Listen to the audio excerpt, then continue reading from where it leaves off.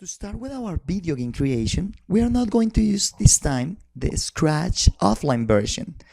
Let's open your internet browser, the one of your preference by the way, and type the word Scratch.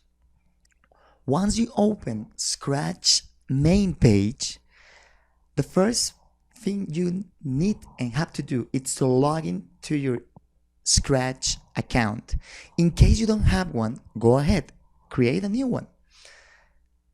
I'm logging in, okay, and you can check your stuff in case you want, but in this time, let's click on create. And let's go. You have the Scratch main interface. Let's clean up the stage, but first, let's switch the language, clicking on the globe. Okay, now I have English. Right click on the cat and delete. Once I have my stage totally empty, the next step I'm going to do is to click on backdrops. And as you can see, I'm going to set up the name of my first backdrop. In this case, I'm going to type level 1. This part of the screen you see, it's similar to Microsoft Paint interface. In this moment, I'm going to use easy drawing tools like squares, circles, in order to create my stage. For the next minutes, my invitation to you is that by using these tools, you create different levels according to your creativity and your ideas. The main purpose of the hardest game ever is to create a path for our character.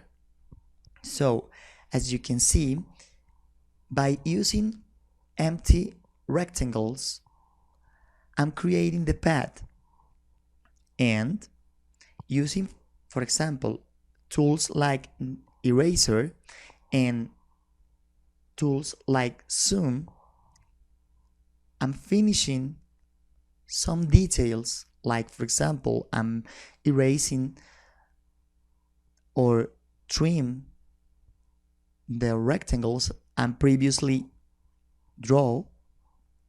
As you can see, I need to be very careful because I don't want to erase the path. Okay, don't forget, creativity is the most important thing you need to have in order to create cool scenarios for your levels. Okay, I'm finishing. Let's click here, this final touch, and okay, I'm done. After this first backdrop, we need 2 more screens. So I'm going to click on this folder and I'm going to upload a new backdrop. I previously downloaded 2 images from internet, one for the winning screen, this one. Okay, I'm going to open the image. Let's center that image. I'm going to click on the select tool on my drawing tools, and I'm going to set up my winning screen. Also, I'm going to set up a different name for that picture. Don't forget, it's not necessary that you use the same picture. It's up to you if you want. And I'm going to upload also the game over screen. As you can see, win screen and game over screen are kind of the same.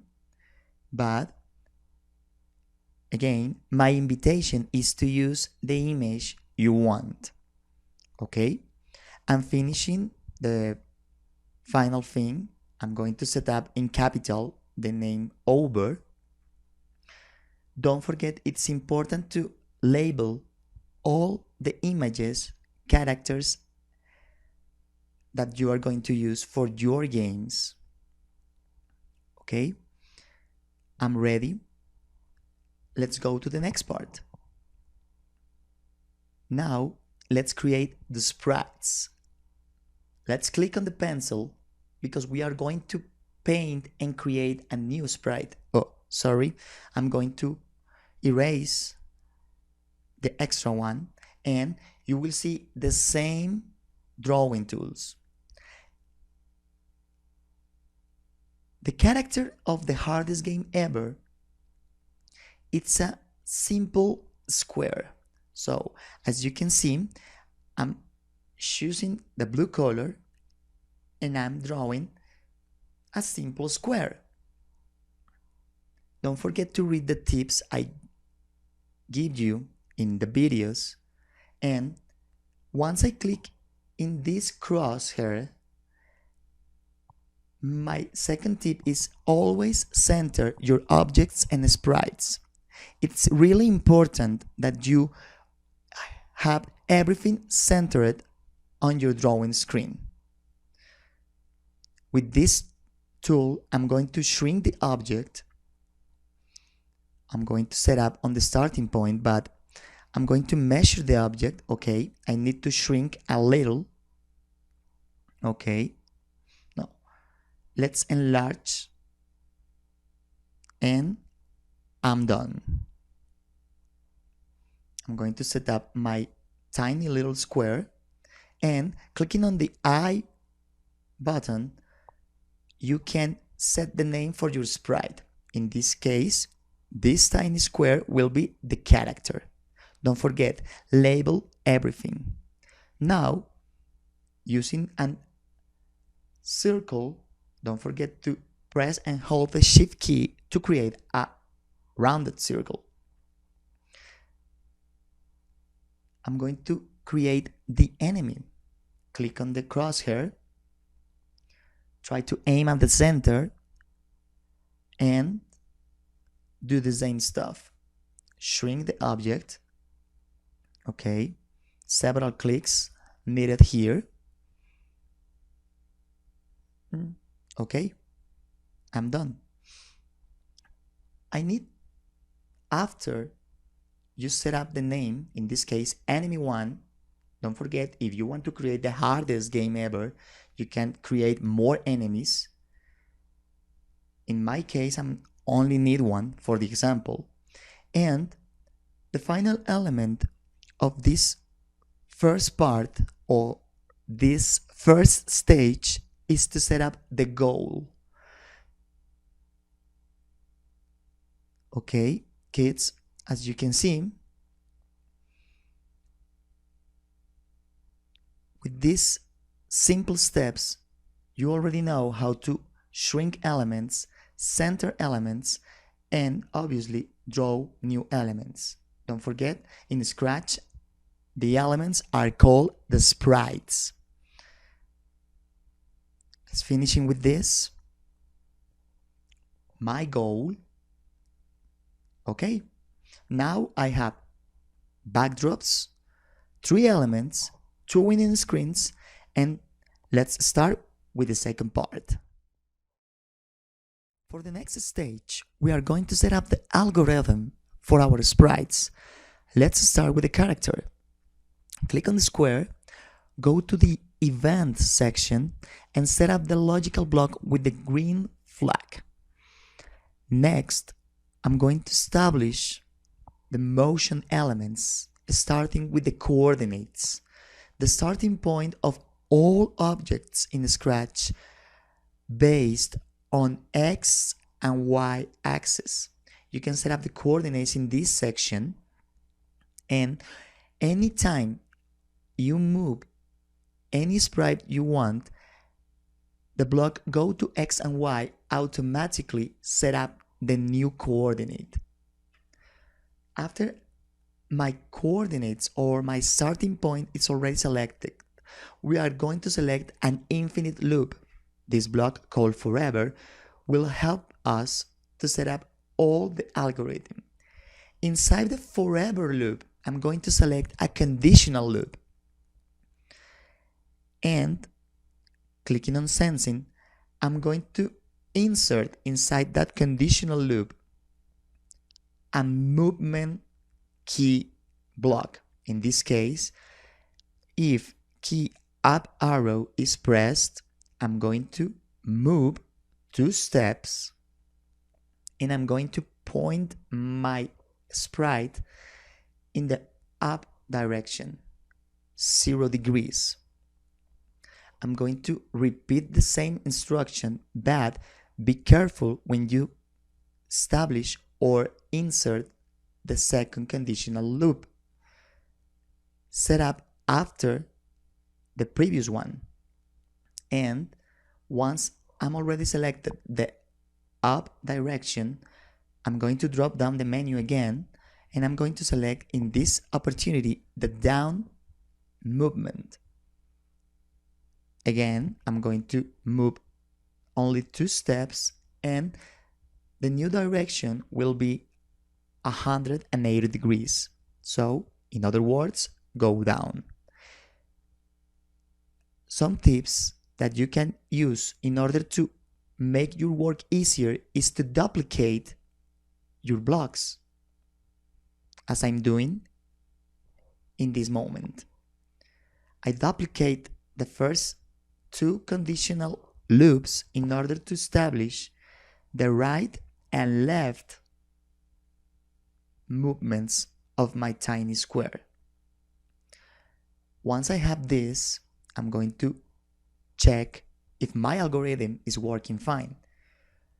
Don't forget, always test your elements anytime you create basic algorithm sequences, as I'm doing in this moment.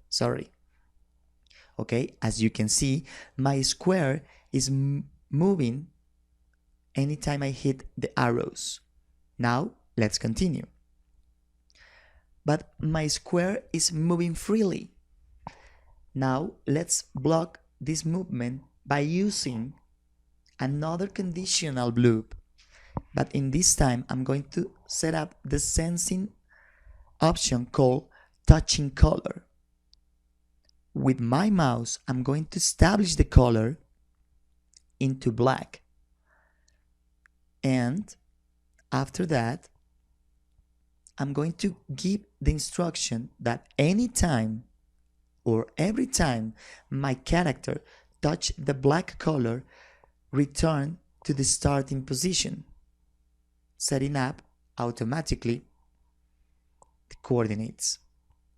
And because this is the hardest game ever, now I'm going to establish another sensing block that says if my character touches the enemy or the enemies, return to the starting position. Okay, let's test. Now I'm going to move my character, my square, and as you can see, my square now is trapped in my stage because I'm set up in the algorithm that anytime my square touches the black color, returns to the starting position. And the same thing happens when the character hits the enemy or the enemies. Okay, my square is working properly, is working fine. Now I'm going to set up my enemy algorithm. Click on the enemy and let's start again with a green flag logical block. Don't forget, click on events. Set up the first logical block. When green flag clicked, set up the starting point. Don't forget, X and Y coordinates set up automatically. And once I have this, use the forever loop. But in this time, I don't need to move the enemy. I need an automatic move of that sprite. So I'm going to move to a new coordinate, but instead of set up the go to X and Y block, we are going to use a new block. That block says glide 1 sex to the new position. Later, I'm going to move my enemy again, and the coordinates already change. And I'm going to move the enemy again in order to establish a pattern, a movement pattern. In my example, my enemy will move to 4 different coordinates. And let's test. As you can see, my enemy only using this block called glide 1 sex to different positions, I can set up my enemy's movement. Don't forget, if you need that the character or the enemies move faster, the only thing you need to do is to switch the amount of seconds that your character or your enemy needs to move from one part. For the final stage, we are going to configure the events and variables to finish with our game. In order to continue, let's click on data and let's make a variable. The name of this variable will be lives. Because in the hardest game ever, we are going to set up lives for our character. Okay? Now you can see the lives interface, and if you double click, you can switch between 3 different lives view. I'm going to establish this for this time. Let's click on the character, and after the green flag logical block, we are going to set up lives, and in this time, let's set up 5 lives. If you want to set up more or less lives, don't forget, it's up to you. And our character will start with 5 lives, but if the character touching the enemy, they will lose a life. So I'm going to establish the block change lives, and I'm going to set up -1. Okay, let's try. Let's check. Okay, I'm moving my okay, second try. The enemy hit me, and as you can see, my lives counter, it's now on 4, and now it's 3. That means that my life counter is working now. Next. But what happened if my life counter reached to 0? Let's set up a new conditional loop that says if my life counter reaches to 0, let's set the game over screen. In this opportunity, we are going to set up an equal operator. The green blocks are operators. And using the equal operator, we are going to establish that if lives reach 0, then some action happen. Be careful with these instructions because possibly these instructions are the most difficult on this tutorial. So focus. If lives reach 0, we are going to set up an event called broadcast. In broadcast, I'm going to create a new message. In this opportunity, this message is a game over message. That means if lives are equal to 0, then broadcast a game over message.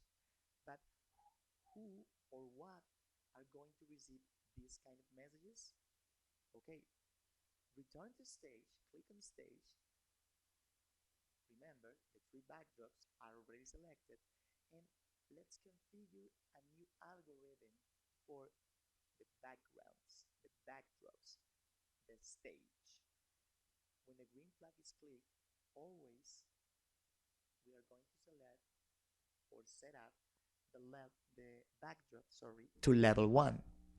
But because we need to switch the screen, let's go to events, and instead of broadcast, we are going to use when I receive the message called game over, let's switch the backdrop to over. Remember, we set up the name over for the game over screen. Okay, that means when the broadcast message is on, the backdrop will change. Okay, now if also we are going to set up more elements, in this time we are going to set up the winning screen. Okay, now if my character touch the goal sprite, instead of game over broadcast message, let's create a new one. That message will be, okay, let's type, I don't know, win. No, let's erase, set up a new message, in this time success. Click on OK, and let's do the same stuff. Return to stage, script, and when I receive in this time success, let's switch the backdrop to win, or the name you previously set up for your screens. Okay, let's try. Okay, moving my character, passing, okay, 4 lives left. Okay, let's do this. Let's make some cheating. Okay, 3, 2, 1. Okay, here we go. Let's lose. Okay, now I have the game over screen, but what happened to the sprites? Why they don't disappear? Okay, let's fix this. Stop. Okay, let's stop. Play again in order to recover the starting screen. Stop for a second. In order to fix that your characters, or in this case your sprites, hide after the new screen appears, the only thing you need to do is go to events, and when this sprite receives the game over message, this sprite will hide. And obviously, when the same sprite receives the message for success or winning, hide also. As you can see, I'm selecting this, and I need to do the same thing with the enemy and goal sprites. But one final tip for this tutorial: you can copy pieces of your program by using drag and drop options. Once you drag and drop the algorithm to the next sprite, you copy and paste the same instruction. Let's do the same thing for the goal sprite. Okay, and now I'm already fixed my video game. Okay, let's try for one last time. 3, 2, 1. Okay, the player in this moment loses the game. But okay. Now, where are my sprites? Okay. Let's make one final fix. Stop, and once the character or the enemy or the goal, in order to appear again, let's use the show block, and we are going to set up the show block after the green flag. That means that anytime I click on the green flag, the element will show.